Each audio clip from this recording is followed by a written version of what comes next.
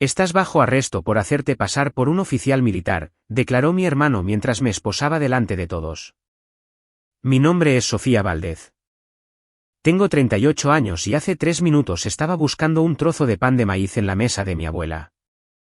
Ahora estoy boca abajo en el suelo de madera, mis muñecas esposadas y mi hermano gritando cargos que suenan como si hubiera esperado años para pronunciarlos en voz alta. 20 parientes se congelan a mitad de un bocado, con los ojos muy abiertos. Luego, justo cuando creo que todo ha terminado, 6 soldados irrumpen por la puerta principal. Pero no saludan a Gabriel, me saludan a mí. General de brigada Valdez, dice el oficial, estamos aquí para extraerla. Y en ese momento, el silencio habla más fuerte que la acusación. Siempre fui la callada, no la tímida, no la suave, solo callada. El tipo de silencio que incomodaba a la gente. Mientras los otros niños jugaban a disfrazarse o gritaban por el patio trasero, yo me sentaba con mapas reales, estudiando los movimientos de tropas de batallas pasadas. Memorizaba el código Morse antes de aprender a escribir en cursiva. Cuando tenía 10 años, recité el alfabeto fonético de la OTAN en el Día de Acción de Gracias, y el tío Rubén pensó que era una broma. Mis padres no se rieron. Solo intercambiaron miradas sobre el puré de papas y cambiaron de tema. Gabriel, por otro lado, era de oro. Quarterback en East Oakik, rey del baile de graduación, presidente del consejo estudiantil. Cada vez que entraba en una habitación, era como si un foco lo siguiera.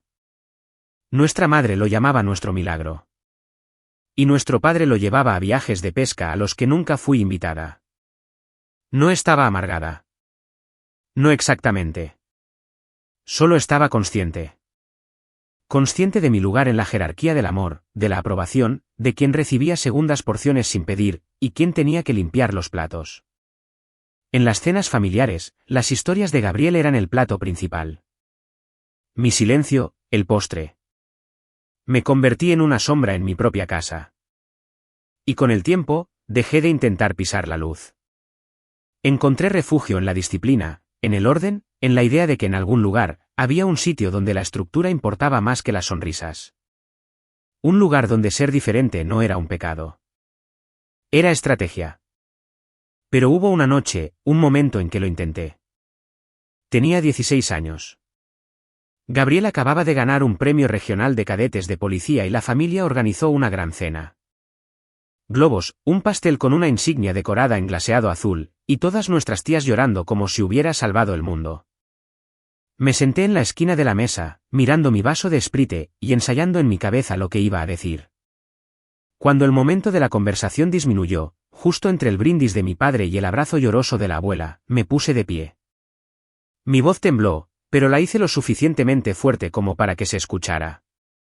He sido aceptada en el Programa Nacional de Jóvenes Becarios de Defensa, dije. Está patrocinado por el Departamento de Defensa.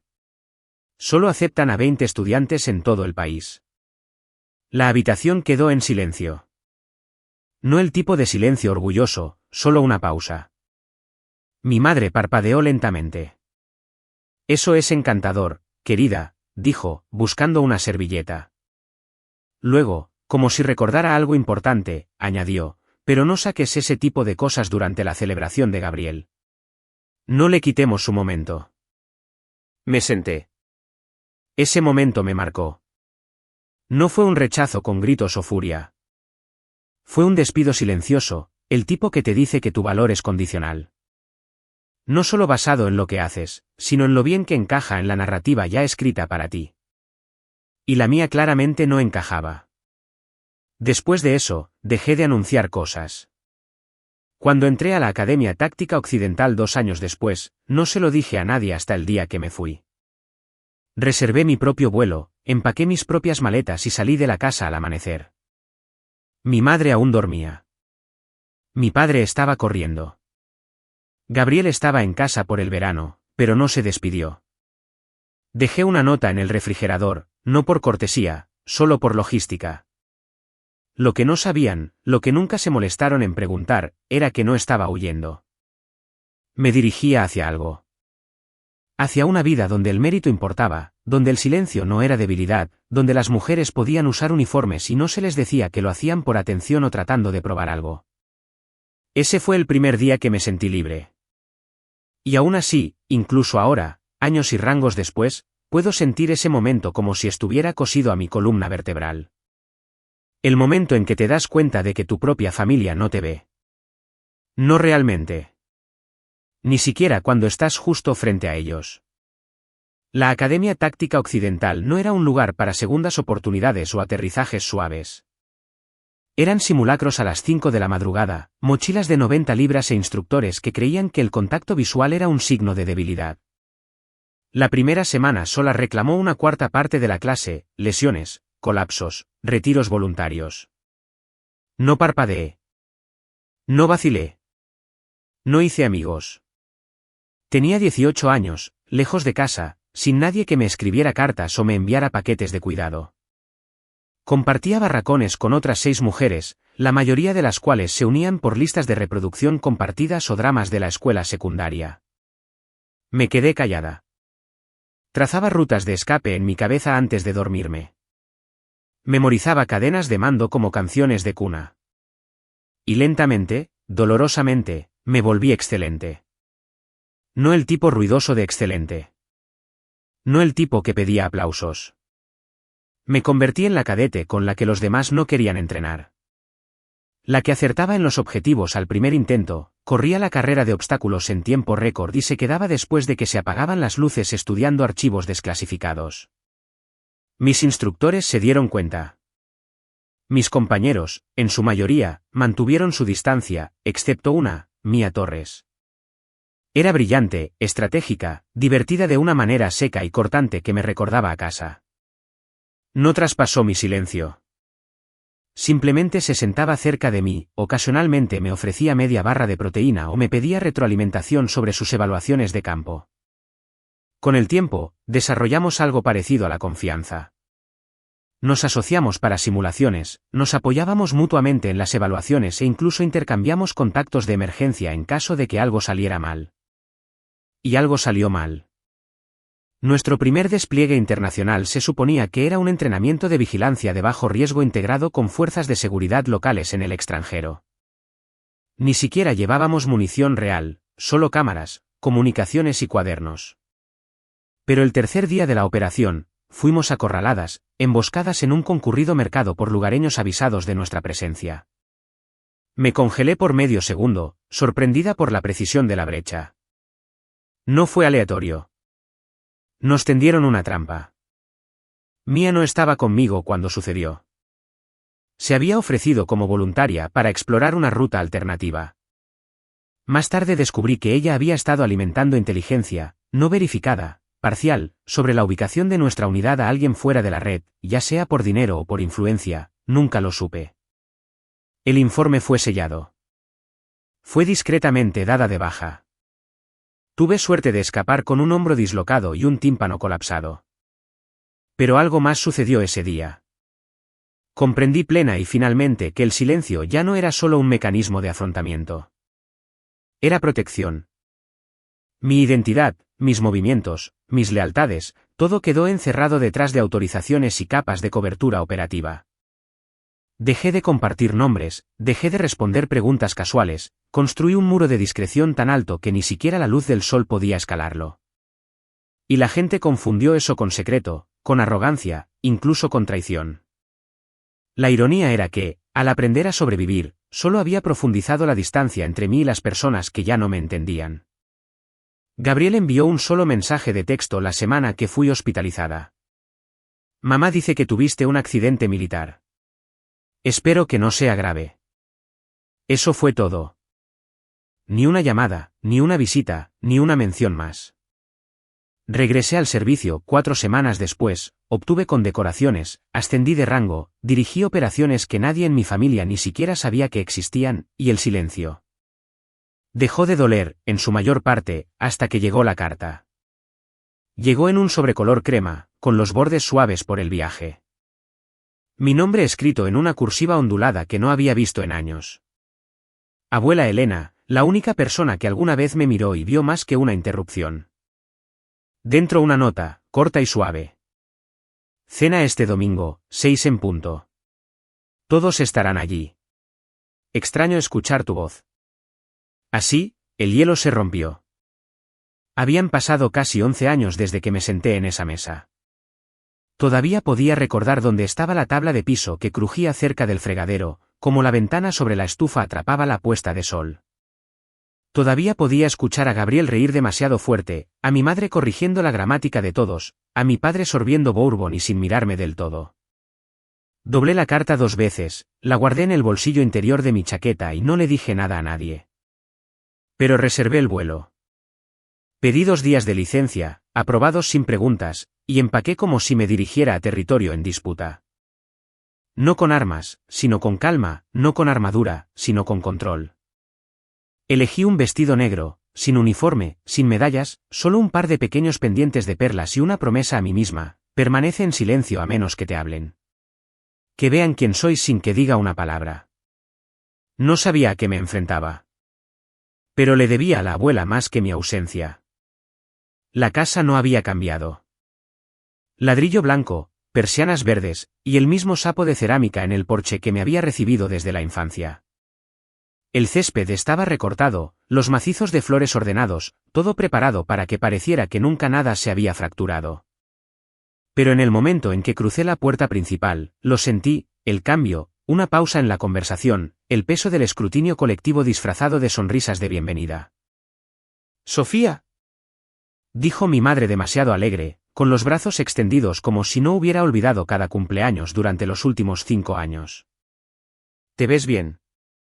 Sonreí cortésmente. «Gracias, mamá».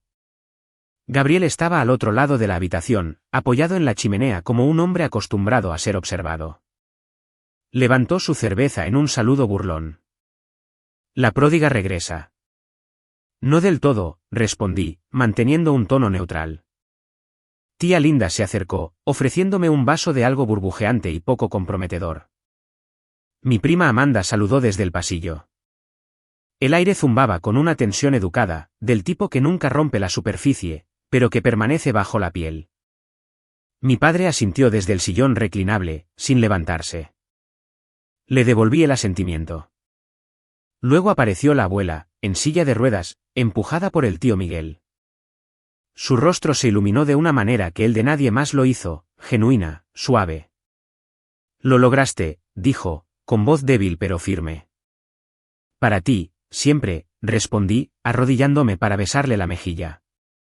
Sus manos, aunque frágiles, sujetaron las mías con una fuerza que me sorprendió. El comedor ya estaba preparado. Carne asada, pan de maíz, guiso de judías verdes y tarta de melocotón enfriándose cerca de la ventana. El mismo menú para cada festividad. Tomé mi lugar en la mesa larga entre Amanda y su hermano adolescente, Daniel. Daniel me dio un codazo mientras me sentaba. «Mamá dice que vives en DC. ¿Es cierto que trabajas para espías?». Me reí. «No hay espías, principalmente estrategia». «La estrategia es genial», dijo, y luego volvió a revisar su teléfono. La comida comenzó con el habitual tintineo de tenedores y oraciones a medias. Mantuve la cabeza baja, respondí preguntas con frases breves y agradables. Nadie preguntó por qué me había ido tanto tiempo. Nadie preguntó qué había estado haciendo. Preguntaron de dónde había volado. Si el clima en DC era mejor que aquí, si todavía me gustaban las judías verdes. Preguntas que sonaban a conexión pero no lo eran. Gabriel se aclaró la garganta a mitad del plato principal. «¿Todavía con ese trabajo de consultoría, eh?». No lo miré. «Sí». Él rió suavemente. «Qué curioso.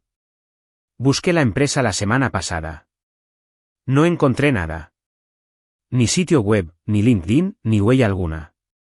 Uno pensaría que un profesional dejaría algún tipo de marca». Mi tenedor se detuvo en el aire, pero no caí en la trampa.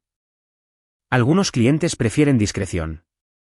Amanda miró entre nosotros, sintiendo algo bajo la superficie. Mi madre se secó los labios, sin mirarme a los ojos. Mi padre de repente se interesó mucho en su copa de vino. Gabriel se recostó, sonriendo con suficiencia. O tal vez es más fácil decir que tienes un trabajo cuando nadie puede verificarlo.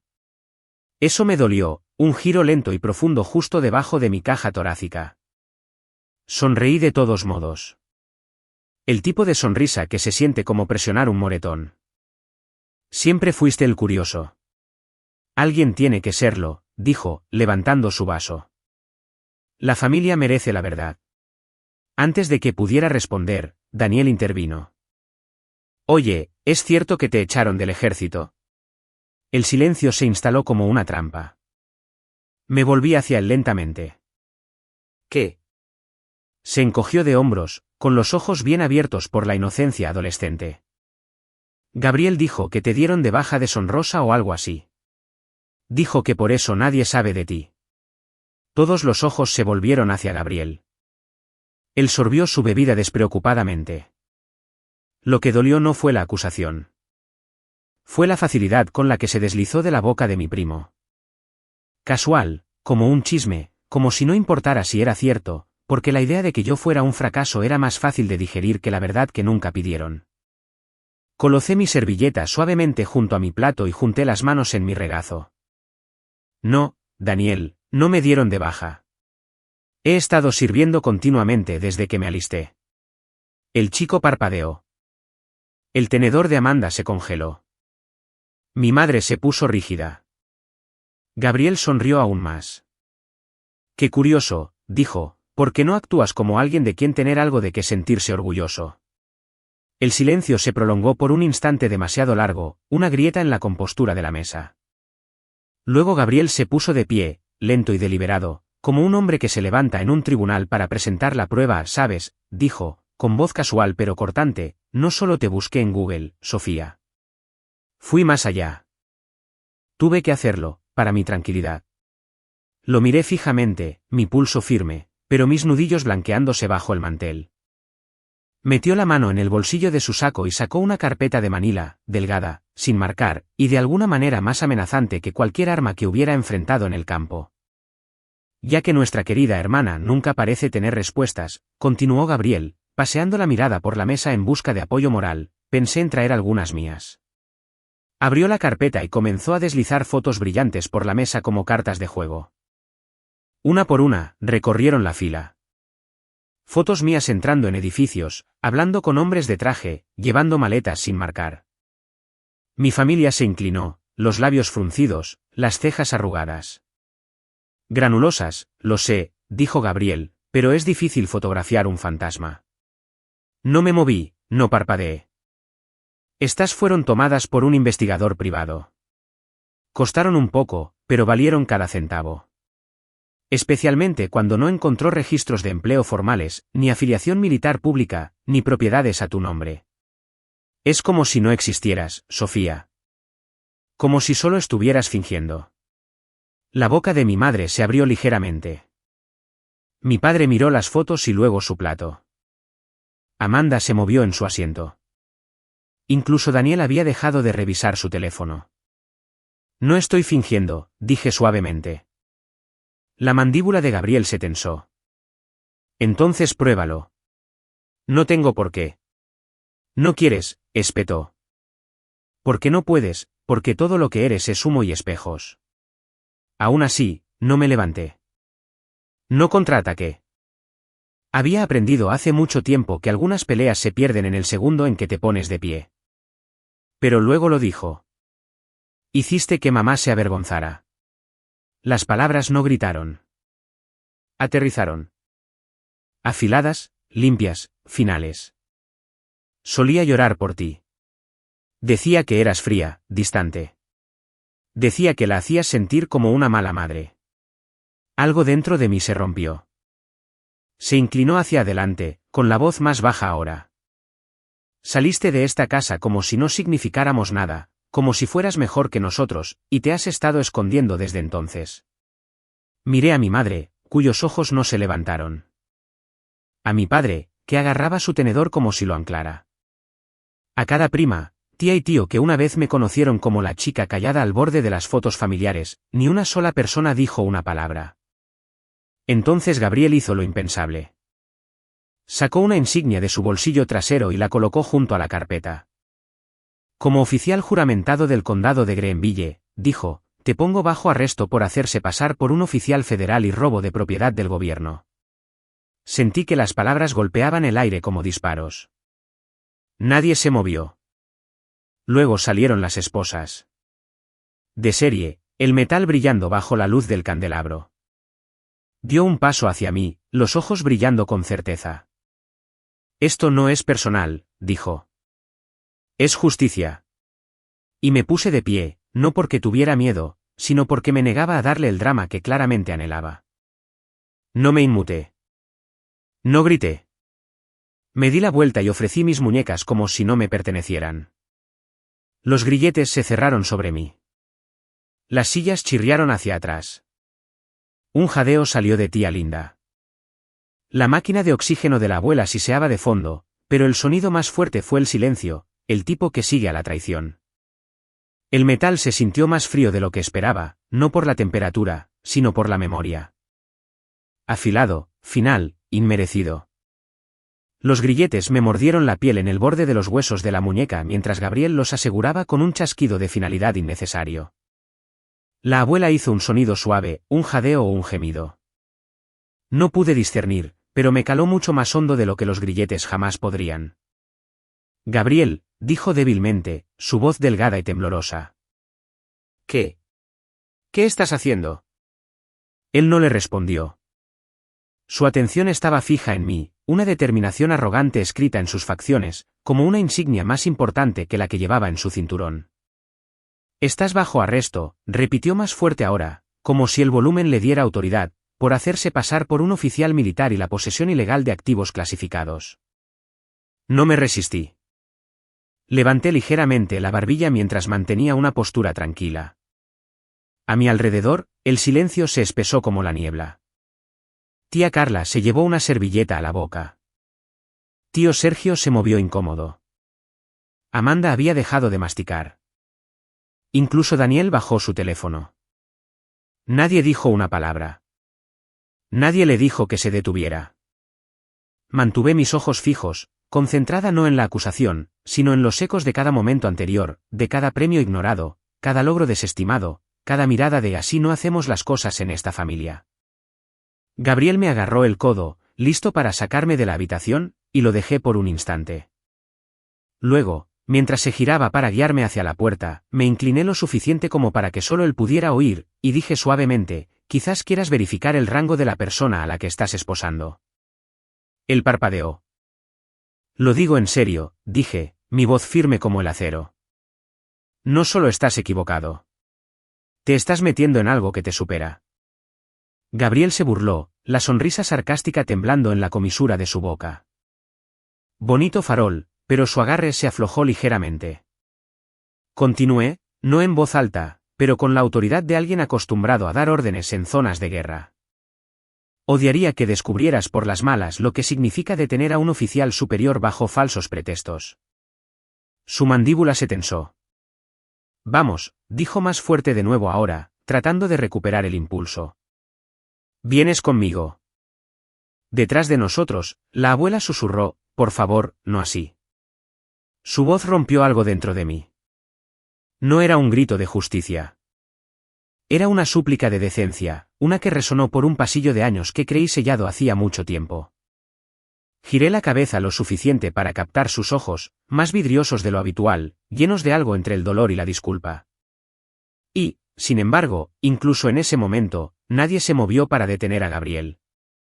El hombre que una vez se sentó frente a mí en el desayuno dominical, que solía dejarme el último waffle cuando éramos niños, había decidido que hacerme un ejemplo era más importante que ser mi hermano. La verdad era que ya había estado aquí antes.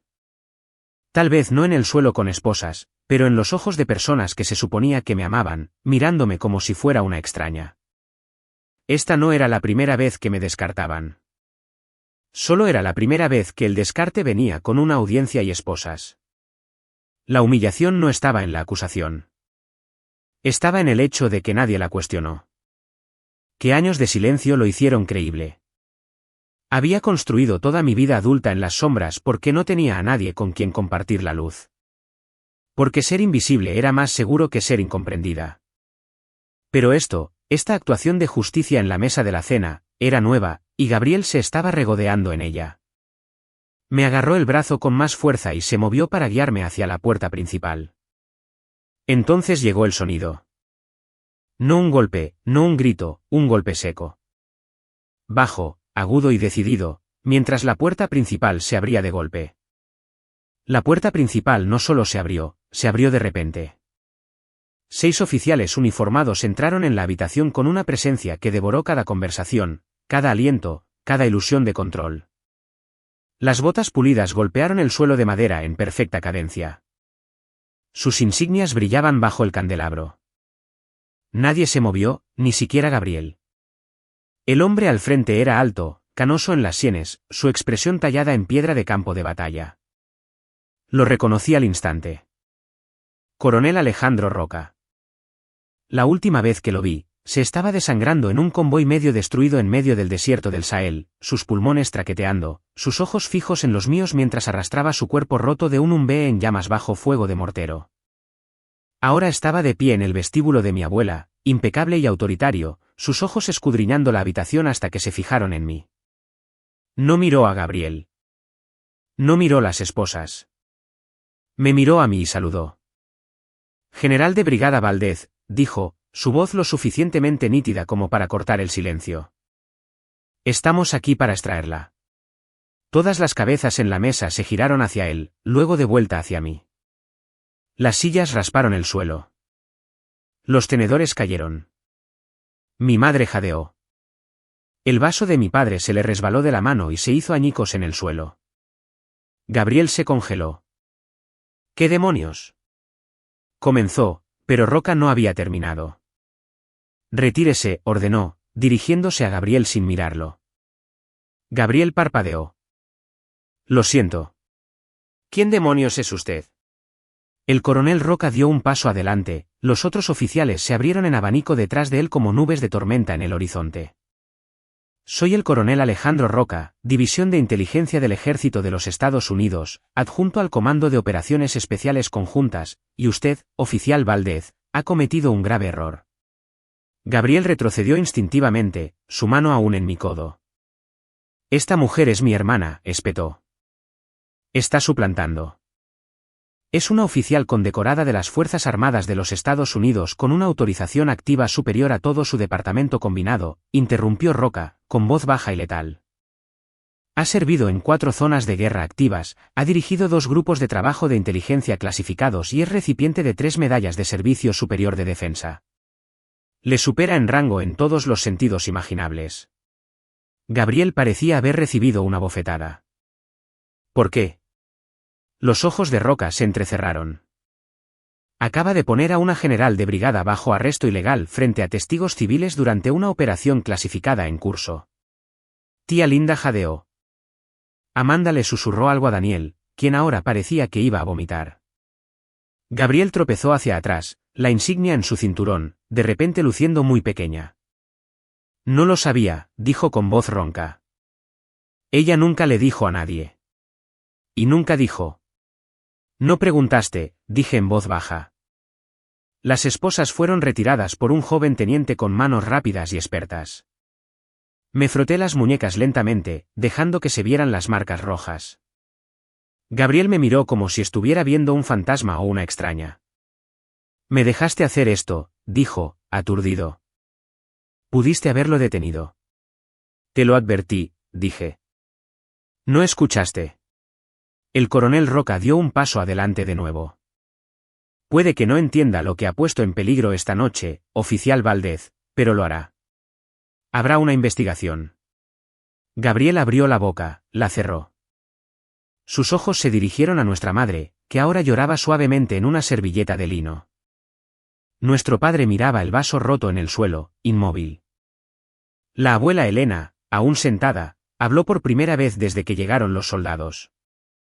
¿Es cierto, Sofía? Preguntó, su voz apenas un susurro. ¿Realmente has estado sirviendo todo este tiempo? Me volví hacia ella y asentí. Sí, abuela. Cada día. Ella cerró los ojos, los labios temblaban. Luego susurró, siempre supe que eras algo especial. Lo siento mucho. Fue la única disculpa que necesitaría. Mientras los oficiales se movían para escoltarme, Roca se volvió hacia mí y habló en voz baja. No tenías que venir aquí, ¿sabes? Pudiste haber ignorado esa carta. Lo sé, dije. ¿Entonces por qué lo hiciste? Miré a la abuela. Porque ella es la única que nunca me pidió que fuera alguien más. El coronel Roca no se movió del centro de la habitación.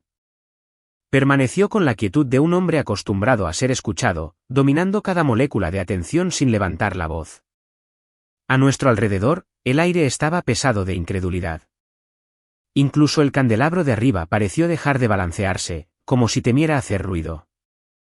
Para que conste, dijo Roca, su tono ahora agudo y público, la general de brigada Sofía Valdez está operando actualmente con autorización plena dentro de los parámetros de la operación Llama Cosecha. Una misión activa en curso autorizada por el Departamento de Defensa y supervisada directamente por el Comando Conjunto. Dejó que las palabras resonaran. Nadie habló. Ni Amanda, ni tía Carla, ni siquiera mi padre. Mi madre había dejado de llorar, pero sus ojos permanecían fijos en el suelo. Gabriel tragó con dificultad. Su mano se cernió sobre su insignia, inseguro ahora de si era un símbolo de poder o una prueba de fracaso. Usted ha interferido con los movimientos clasificados de una oficial de inteligencia superior, continuó Roca, esta vez dirigiéndose directamente a Gabriel. Sus acciones de esta noche constituyen obstrucción de una operación federal. No lo sabía, murmuró Gabriel, el color drenándose de su rostro. ¿No lo sabía? Repitió Roca, incrédulo. No lo sabía porque no se molestó en seguir los canales adecuados, confirmar la identidad a través del enlace militar, o, aquí hay una idea descabellada, no esposar a alguien sin causa probable. ¿Ella? Ella ni siquiera tiene un perfil de LinkedIn, espetó Gabriel, repentinamente a la defensiva, el borde de su voz rozando la desesperación. Hubo un momento de silencio atónito. Luego, en algún lugar detrás de mí, uno de los oficiales exhaló audiblemente con incredulidad. Roca dio un paso más cerca, su voz cayendo a algo más letal. Usted acosó a su hermana, recopiló vigilancia no autorizada y acusó públicamente a una oficial condecorada frente a civiles. ¿Tiene alguna idea de lo que eso significa? Gabriel titubeó. Yo solo. Estaba tratando de proteger a mi familia. Al comprometer la seguridad nacional, espetó Roca. Usted siguió a una oficial de inteligencia con responsabilidad activa en el campo. ¿Tiene siquiera una comprensión básica de lo que pudo haber pasado? El giro no vino de su tono. Vino del documento que sacó de su propio abrigo. Lo desdobló lenta, deliberadamente. Debido a su interferencia, dijo, 2 activos encubiertos fueron extraídos prematuramente de su posición. Un agente fue comprometido en el proceso. El otro está actualmente desaparecido. Una ola de horror invadió la habitación. El teléfono de Daniel se le resbaló de la mano. Mi madre jadeó. Mi padre finalmente levantó la vista, con el rostro pálido. La boca de Gabriel se abrió, pero no salió ningún sonido. Esto no se trata de orgullo, continuó Roca. Se trata de vidas, de equipos que dependen de la invisibilidad, de una sincronización precisa, de no ser traicionados por la caza de brujas de un aficionado disfrazada de preocupación fraternal. No lo sabía, susurró Gabriel de nuevo, más débil esta vez. Esa excusa no se sostendrá en los tribunales, dijo Roca rotundamente. No hablé. No necesitaba hacerlo. Cada acusación que pude haber lanzado ya había sido obliterada por los hechos. Y aún así observé a Gabriel tratar de procesarlo todo. El rango que había ignorado, la misión que había puesto en peligro, la hermana que había humillado, pensando que lo convertiría en un héroe.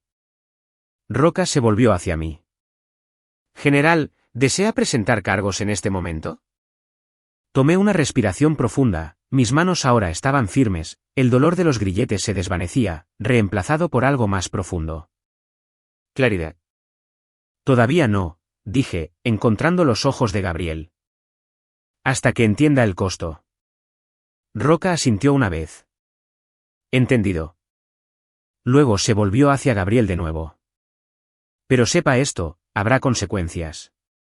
La cadena de mando no tolera interferencias imprudentes, sin importar la insignia que lleve. Gabriel no respondió. Su mundo se había reducido a un punto, un agujero negro donde solía vivir la certeza. Detrás de él, la abuela extendió la mano y tocó el borde de la mesa para mantener el equilibrio. Gabriel, dijo suavemente. ¿Qué has hecho? Él no respondió. Y por primera vez, lo vi.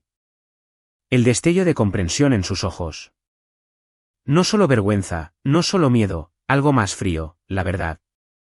La compostura de Gabriel se resquebrajó, se astilló no por la mordaz reprimenda del coronel Roca, sino por el peso de lo que realmente había hecho. Miró alrededor de la habitación, con los ojos desorbitados, buscando un salvavidas entre rostros que ahora parecían inciertos, algunos avergonzados, otros confundidos.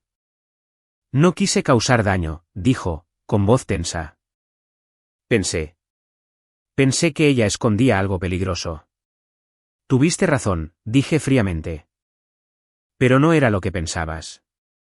Era el tipo de peligro que no proviene de los secretos, sino de la verdad que te negaste a aceptar. Gabriel se volvió hacia nuestros padres. Mamá, papá, intentaba protegerlos. No quería que alguien usara nuestro apellido para algo falso. Hacía lo que cualquier buen hijo haría. Mi madre no habló. Sus manos estaban tan apretadas en su regazo que parecían sin sangre. La boca de mi padre se abrió y luego se cerró. Protegerlos, dije, mi voz suave pero cortante. ¿O proteger la imagen de ti mismo que crees que necesitan? La expresión de Gabriel cambió.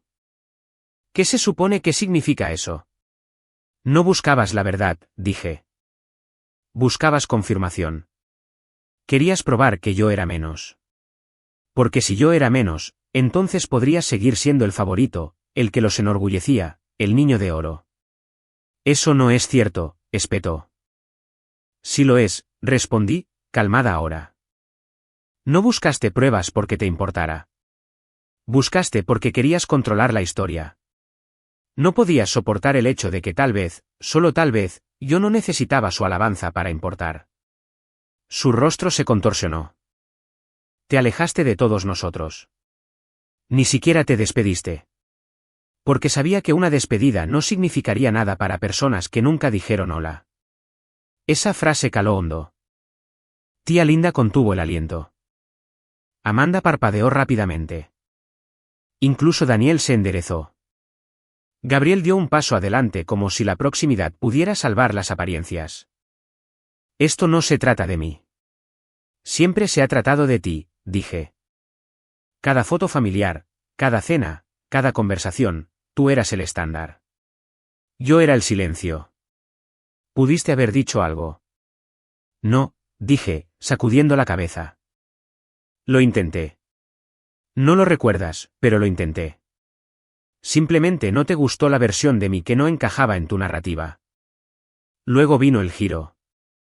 Desde el otro extremo de la mesa, una silla se arrastró.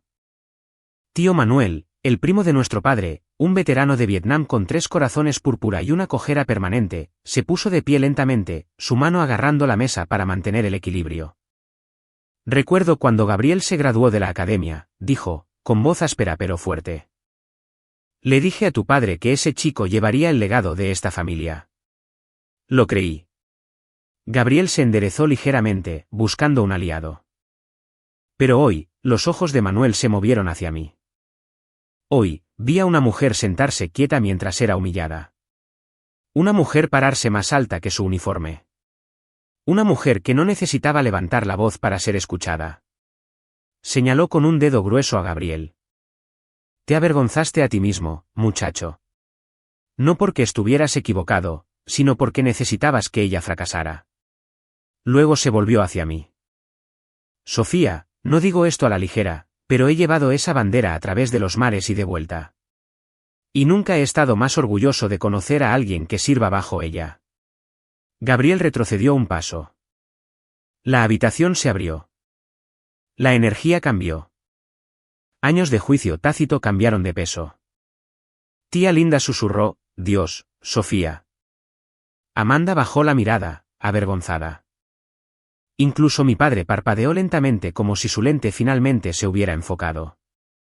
La boca de Gabriel balbuceó una defensa. Ustedes no entienden. Ella siempre fue la rara, siempre en su habitación con mapas y libros de códigos, nunca sonriendo, siempre complicando las cosas. Eso no era raro, dije. Eso era dedicación. Eso era soledad. Era necesario. Sacudió la cabeza, sus ojos brillando ahora. ¿Por qué nunca pediste ser parte de nosotros?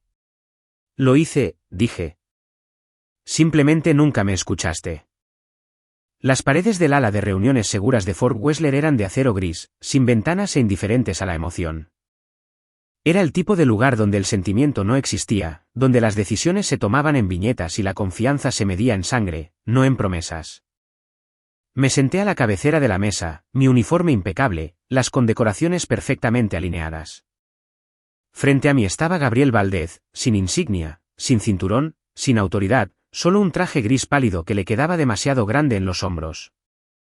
Era más pequeño ahora, no solo físicamente, sino existencialmente. El aire entre nosotros estaba espeso con historia, pero nada de eso importaba aquí. Esto no se trataba de la infancia. Esto se trataba de las consecuencias. Deslicé el archivo por la mesa sin decir una palabra. Dudó antes de abrirlo. Dentro, registros de vigilancia, transcripciones de audio, marcas de tiempo y registros de pago, cada detalle del investigador privado que había contratado para seguirme, cada lugar que había vigilado, cada vez que me habían fotografiado saliendo de edificios federales, cada llamada monitoreada. Cada sombra en la que intentó arrastrarse. Gabriel hojeó las páginas, con el rostro flácido de horror. Interviste el teléfono de la abuela, dije rotundamente. Instalaste un dispositivo de escucha en su teléfono fijo solo para poder rastrear mi horario de contacto. Su boca se abrió. No lo hice. Si lo hiciste, interrumpí. Y todo está en ese informe. Sabías que ella era la única con la que mantenía contacto, y la usaste para triangular mi movimiento. La usaste a ella. No intentaba lastimarla, dijo rápidamente. Solo necesitaba saber si tú estabas. Si decías la verdad. Pudiste haberme preguntado. No podía confiar en ti. No, dije. No querías. Él bajó la mirada. No tienes idea de lo que se siente ser la persona a la que mienten. Y tú no tienes idea de lo que se siente vivir toda tu vida tratando de no incomodar a la gente solo por existir. Él no respondió. Abrí la segunda carpeta. Esta era más pequeña, etiquetada con una sola palabra, daño. Tu interferencia comprometió a 2 agentes de campo, dije. Uno de ellos regresó. El otro no. Tenía una familia, Gabriel. Una esposa, 2 hijas. Sus manos temblaron. No solo acechaste a tu hermana, dije. Interrumpiste una operación federal. Hiciste que alguien muriera. Él levantó la vista y por un momento fue el hermano que recordaba. Con los ojos muy abiertos, desesperado, aferrándose a un significado. Pero ese hermano era un recuerdo, no un hombre. No quise que nada de eso sucediera, dijo. Pensé que estaba haciendo lo correcto. Terminé por él, protegiendo a la familia, salvando las apariencias. Tragó con dificultad. Me equivoqué. Sí, dije. Lo estabas. El silencio cayó. No el silencio pesado y crítico de nuestras cenas de infancia. Este era un silencio militar, absoluto, procesal, el tipo que precede a las consecuencias. Habrá una investigación formal, dije. Tu insignia ya ha sido suspendida. El Departamento de Justicia determinará los cargos. Gabriel volvió a bajar la mirada, avergonzado. Y Gabriel, añadí, no esperes que intervenga. Esto no es personal. Es protocolo. Él asintió lentamente. Entiendo. No, dije. Todavía no. Pero lo harás. Por un momento, simplemente nos sentamos allí. No como hermanos, ni siquiera como adversarios.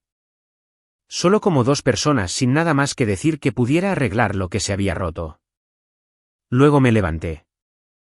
Gabriel no se movió cuando me levanté. No se inmutó. No discutió. Ni siquiera parpadeó. Por un largo momento, simplemente se sentó allí, inmóvil, con las manos cruzadas sobre el archivo condenatorio como si pudiera desaparecer si lo deseara con suficiente fuerza.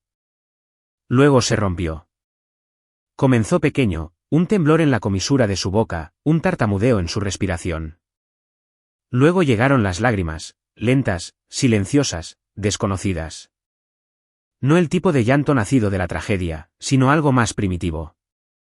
Una confesión largamente enterrada, que brotaba sin permiso. Estaba celoso, dijo apenas en un susurro. No me volví a sentar.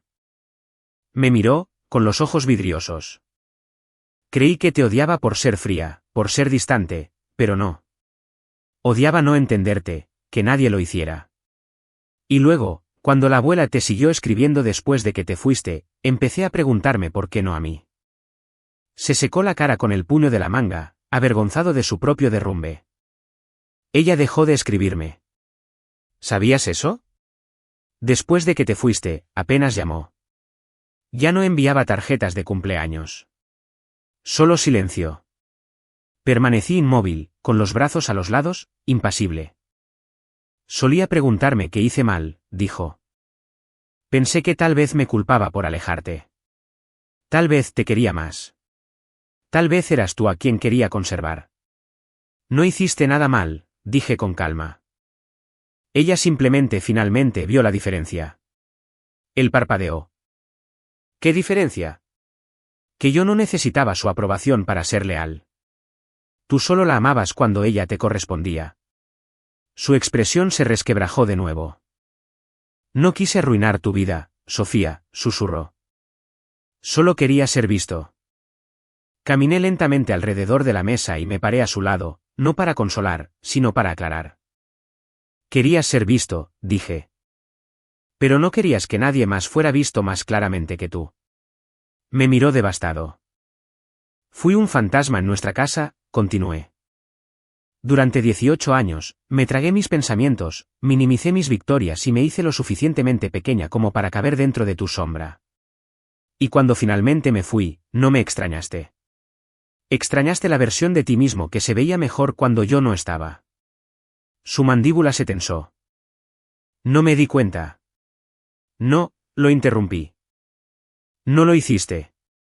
Porque nunca tuviste que hacerlo. Abrió la boca, pero la puerta se abrió primero.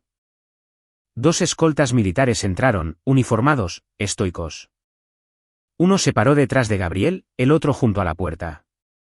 Él los miró, luego a mí. ¿De verdad vas a dejar que me lleven?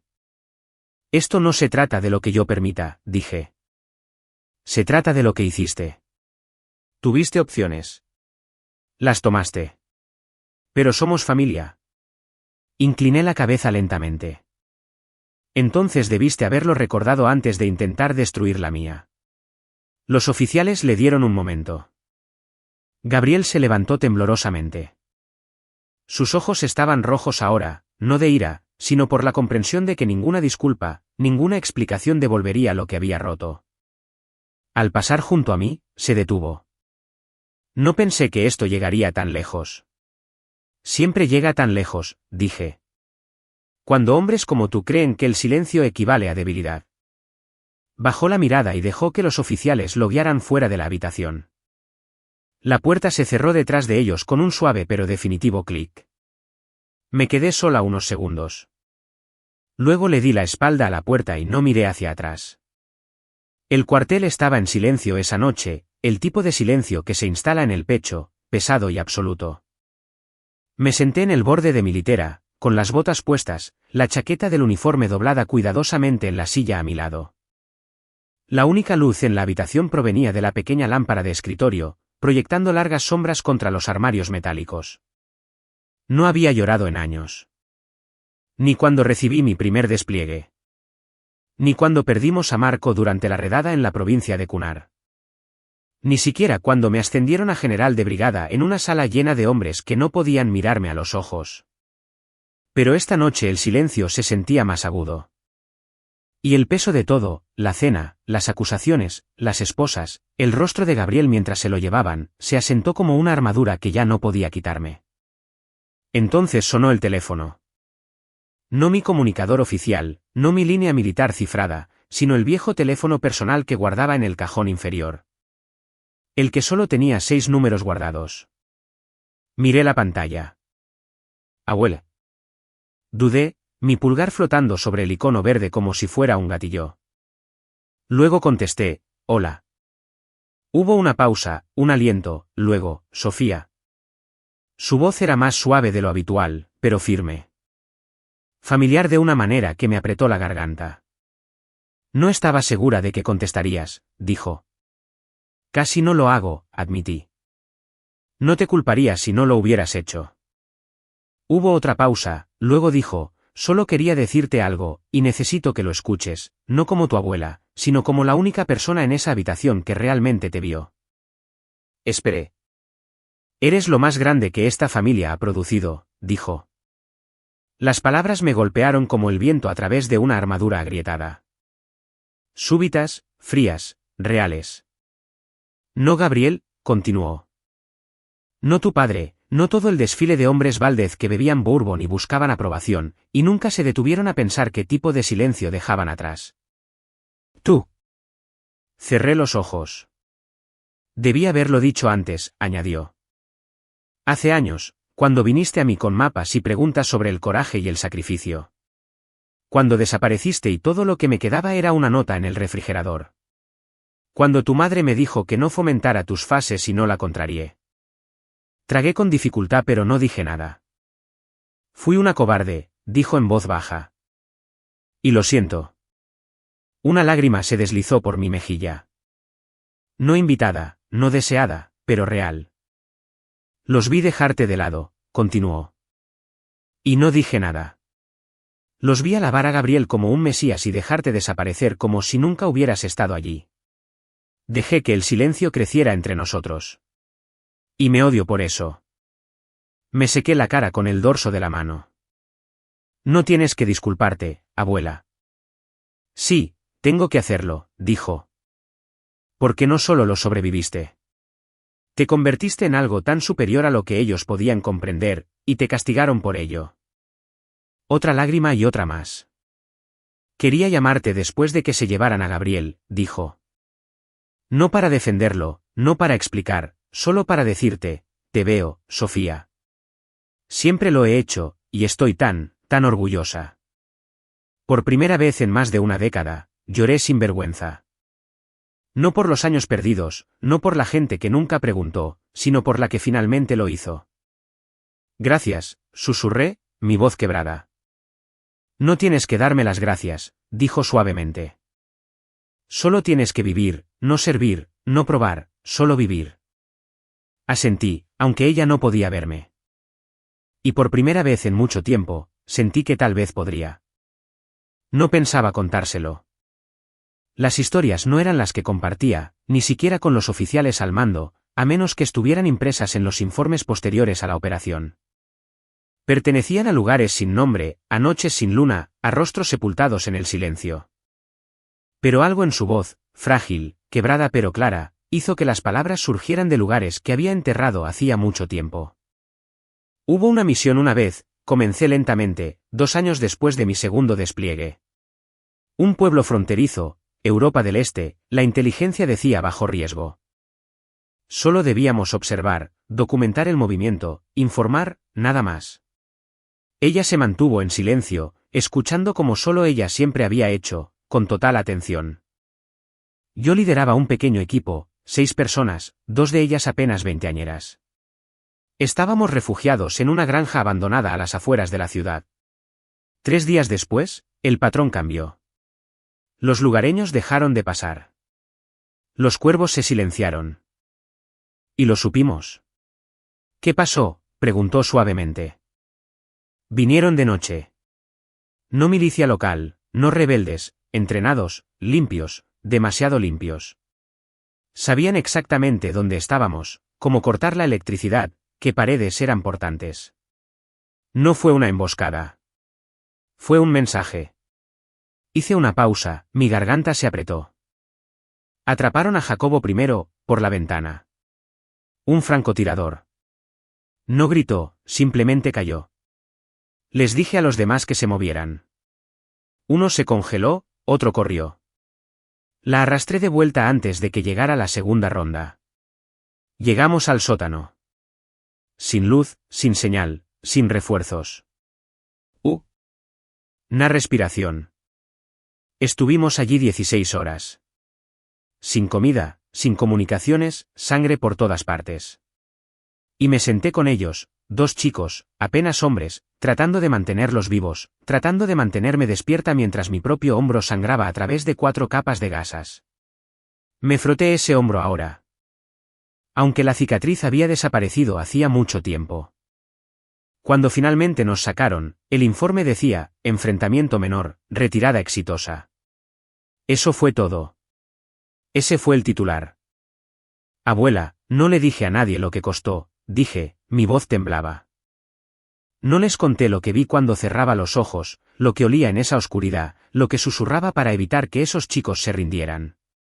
Porque no importaba. Importaba, dijo ella. Sonreí débilmente. No de la manera que ellos querían, no en medallas o reseñas, no en el tipo de historias que la gente cuenta en las reuniones. Ella guardó silencio, esperando. Elegí el silencio, abuela, dije. No porque estuviera avergonzada o asustada, sino porque pensé que si me quedaba en silencio, tal vez mantendría la forma de algo sagrado. Quizás si no hablaba, ellos todavía creerían, todavía se preguntarían, todavía tendrían esperanza. Y si hubieras hablado, habrían dudado, cuestionado, desmantelado todo como siempre hicieron. Exhaló un lento suspiro. Así que cargaste con el peso para que ellos no destrozaran la verdad. Asentí. Lo mantuve porque pensé que era la única manera de mantenerme conectada. Si no podían entender mi vida, al menos no podían reescribirla. Silencio de nuevo, pero esta vez no vacío, sino lleno. Sabes, dijo después de un rato, siempre dijeron que eras demasiado callada, que no luchabas lo suficiente por tu lugar. Lo sé. Pero ahora veo, continuó, que tu silencio no era ausencia. Era armadura y fuerza. Ese tipo de fuerza aterroriza a la gente. Parpadeé para contener otra lágrima, ella suspiró. Debí haberles dicho. Debí haber hablado por ti cuando no podías. Pensé que tal vez no lo necesitabas, que estabas mejor lejos de todo esto. Pero me equivoqué. No lo estabas, susurré. Hiciste lo que pudiste. Fuiste la única que nunca me dio la espalda. Ella no respondió con palabras esta vez. Solo un suave sollozo. No fuerte, no roto, solo lo suficiente. Y entonces me uní a ella. 2 mujeres, 2 generaciones, llorando, no por la pérdida, sino por el reconocimiento, finalmente pronunciado en silencio juntas. La oferta llegó envuelta en ceremonia, entregada por un general de 3 estrellas con un apretón de manos, un sobresellado y un discurso sobre un servicio inigualable y una brillantez estratégica. Las palabras resonaron en los pasillos de mármol del Pentágono como una bendición formal, el siguiente paso, una oficina más grande, una 4ª estrella. Pero no abrí el sobre, no de inmediato. En cambio, tomé la ruta larga de regreso a mis aposentos, la que pasaba por los campos de entrenamiento de Fort Hawthorne, donde los nuevos reclutas estaban a mitad de los simulacros de obstáculos, con las botas embarradas, los pulmones en llamas. Los corazones aún aprendiendo a cargar tanto el orgullo como el miedo. Los observé por un momento, uno luchando por escalar la pared, otro gritando ánimos desde abajo. Sin rango aún, sin condecoraciones, solo pura voluntad. Y recordé lo que era ser invisible, escalar sin que nadie se diera cuenta, ganarlo todo en silencio. Más tarde esa noche, regresé a mi escritorio. Miré fijamente el sobre, aún sellado, luego lo coloqué en el cajón superior sin abrirlo. A la mañana siguiente, tomé mi decisión. Cuando la oficina del secretario de Defensa llamó para felicitarme, les agradecí la nominación, luego la rechacé. Quedaron atónitos. Podemos preguntar por qué, general, dijo el asistente, confundido, pero respetuoso. Porque sé dónde se me necesita, respondí. Fui reasignada a tareas de instructora en Fort Hawthorne esa misma semana. No era glamoroso, no era público, pero era fundamental, y eso era lo que quería. No necesitaba un título más grande. Necesitaba un impacto más duradero. Cada día caminaba por el campo con los cadetes, algunos nerviosos, algunos engreídos, algunos apenas aguantando. Pero en todos ellos, vi versiones de quien yo solía ser. Inciertos, callados, demasiado fáciles de pasar por alto. Esos eran en los que me concentraba. Los apartaba después de los simulacros, les preguntaba sobre sus historias, les daba silencio sin presión, elogios sin pretensiones, disciplina sin humillación. Lentamente, comenzaron a prosperar. No porque se hicieran más ruidosos, sino porque se hicieron más fuertes. Mi legado no iba a ser un edificio con mi nombre o una placa en una pared. Serían las voces que ayudé a fortalecer. El peso invisible que les enseñé a llevar con gracia. Una tarde, después de apagar las luces, me senté en mi oficina y saqué una hoja de papel en blanco, color crema, del tipo que olía ligeramente a lavanda y a recuerdos de papel. Escribí: querida abuela, me dijiste que viviera, y así lo hago. No en un podio, no frente a cámaras, sino aquí en campos embarrados, junto a manos temblorosas, dentro de la primera chispa de creencia cuando alguien se da cuenta de que es capaz de más. No acepté el ascenso, no porque no estuviera orgullosa, sino porque sabía que la misión a la que estoy llamada no requiere otra estrella. Requiere presencia, paciencia y el tipo de escucha que me enseñaste cuando tenía 8 años y te sentabas durante mi discurso de 15 minutos sobre logística de la OTAN como si fuera un cuento para dormir. No hablan de nosotros, los callados, en las historias familiares. Pero he aprendido algo. El silencio aún puede resonar si lo que construimos es lo suficientemente fuerte como para perdurar. Espero estar construyendo bien. Con todo mi corazón, Sofía. Doblé la carta, la puse en un sobre y escribí su nombre con la misma letra cursiva ondulada con la que ella solía firmar las tarjetas de cumpleaños. Y por primera vez en mi vida, sentí que no escribía para explicar. Escribía para compartir. El aula olía a pintura fresca, alfombrillas de goma y potencial ansioso. No era mucho, solo 4 paredes beige, un proyector y filas de sillas plegables. Pero para los 23 cadetes sentados dentro, bien podrían haber sido las puertas del Olimpo. Sus uniformes eran nuevos, las botas aún rígidas, y sus posturas iban desde la excesiva confianza hasta el temblor. Entré sin ceremonia. Sin séquito, sin medallas, solo yo. Se pusieron de pie cuando entré. Asentí y se sentaron. El tipo de respeto mutuo silencioso que no necesita explicación. Escaneé la habitación, dejando que el silencio se instalara. Luego comencé. No recordarán la mayor parte de lo que diga hoy, dije, con los brazos cruzados a la espalda. Recordarán su primer simulacro fallido, su primera vez vomitando después del entrenamiento físico, el nombre de la persona que lo regañó por caminar demasiado lento. Pero no recordarán mi nombre, y está bien. Algunos intercambiaron miradas. Caminé lentamente entre las filas. Porque no estoy aquí para ser recordada. Estoy aquí para asegurarme de que sobrevivan. Una mano se levantó. Una joven en la parte de atrás, con el pelo corto, pecas, tratando de ocultar el temblor en su muñeca. Sí, dudó. Permiso para hacer una pregunta personal, señora. Adelante. ¿Por qué se unió?, preguntó. Al ejército, quiero decir, ¿por qué usted? Hice una pausa.